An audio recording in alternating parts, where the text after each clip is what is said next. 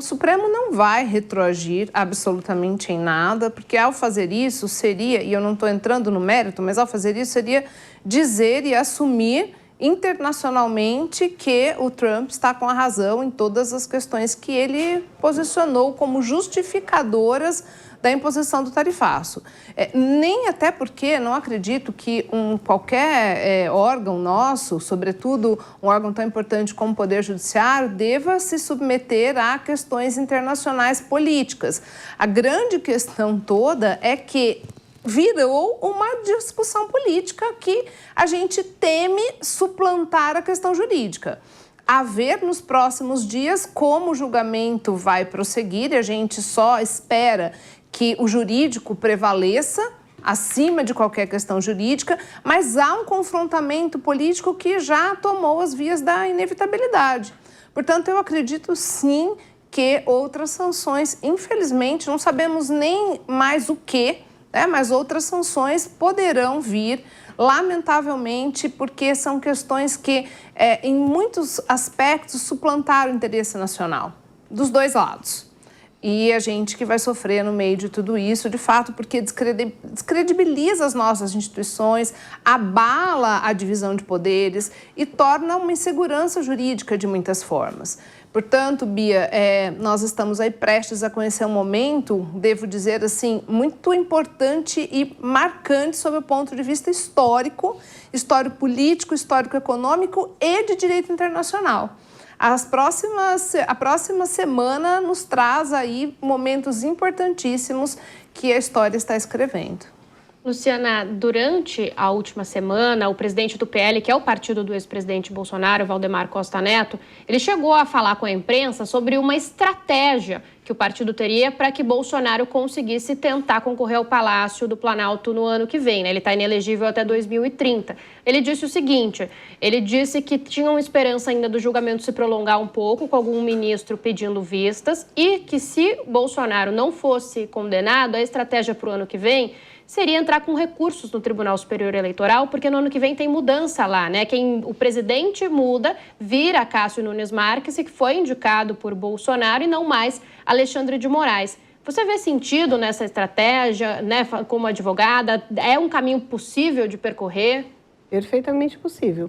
Ainda mais porque vai sair da mão do atual presidente, lá do TSE, e nós temos todo um regramento novo que está por vir, para ser aprovado nos próximos dias, lá está na CCJ, que é o novo Código Eleitoral, que vai trazer uma nova cara para a questão, inclusive, das inelegibilidades. Então, eu acho que isso é uma estratégia boa, porém, não sei se é mais adequado guardar esse julgamento até o final do ano, começo do próximo ano, porque nós precisamos ter um candidato para as próximas eleições que represente a direita, pois somente desse modo nós vamos conseguir o quê? Ter o exercício correto da democracia, sem pressão, vote nesse, vote naquele, aonde o eleitor vai poder conhecer melhor o seu candidato. Agora, eu acho muito pouco provável que o Bolsonaro ele seja candidato, porque ele já está inelegível e a gente tem uma série de outras condenações que podem surgir por outros crimes, porque o Supremo hoje virou uma situação vergonhosa, a meu ver. Quando você tem, durante a semana que passou aí notícias de que nós teríamos a Polícia Federal dentro da casa do ex-presidente Bolsonaro, eu fiquei me perguntando, eu falei, olha, nós tivemos o caso lá atrás do Nicolau, tá, mas se justifica isso agora? Porque o lar é o asilo inviolável do cidadão. Então, se ele está em prisão domiciliar, eu acho assim, se a Luciana fugir da Polícia Federal, fugir do Supremo, é fácil. Agora, o Bolsonaro não consegue sair no portão da casa dele, que tem vizinho reclamando, tem imprensa em cima, a polícia está ali. Eu acho que a gente está... Houve um desvio ali por parte, realmente, do nosso julgador. A gente precisa haver uma separação e as estratégias jurídicas existem. Agora, se elas vão ser viáveis ou não, é uma outra história. Mas eu acredito que o próprio presidente, que dizem que já está doente, emagreceu muito nos últimos dias, ele deve, em algum momento, já ter tomado consciência de que vai vir uma condenação, justa ou não. O próprio Poder Judiciário está aí para os recursos. o que me preocupa nesse momento não é nem o julgamento em si, a condenação do Bolsonaro. São os reflexos que vai acontecer na própria terça-feira, dia 2. Porque cada voto uma punição para o Brasil, mas uma nova sanção. Então, eu acho que a gente precisa olhar um pouco mais os reflexos de tudo isso. Então, a possibilidade existe. Agora, se é uma boa coisa para o Brasil, eu acredito que não seja postergar esse julgamento. Luana, você acredita que o julgamento já está posto, o resultado? Olha, Bia, é difícil prever, né? O que eu acho é que a tentativa vai ser de postergar o máximo possível para que toda essa narrativa que foi criada, né, e todo esse cenário, na semana passada a gente teve aí a divulgação de áudios mostrando uma desestabilização ali do grupo mais próximo ao ex-presidente, enfim, se politizou, isso aqui a gente nem precisa repetir para a nossa audiência aqui, mas é importante só por uma questão contextual, que se politizou demais, excessivamente, então, tanto de um lado quanto do outro, acaba se criando uma amarra nessa situação de modo a se beneficiar politicamente. O que eu acho que aconteceu é que a previsão de Eduardo Bolsonaro, que foi ali a primeira pessoa que se manifestou gerando essa crise, né, comercial, política entre o Brasil e os Estados Unidos, esperava um efeito diferente, né? Esperava que o benefício maior, e a gente vai falar aqui de números também, de pesquisas para 2026, esperava-se que o benefício maior ficasse com o grupo mais próximo a Jair Bolsonaro e o próprio Jair Bolsonaro, com um apoio maior, tanto das lideranças do seu grupo, quanto de grupos que não estavam tão ligados, mas que perderiam muito em não estar ali próximos, e até talvez o próprio Centrão, por que não?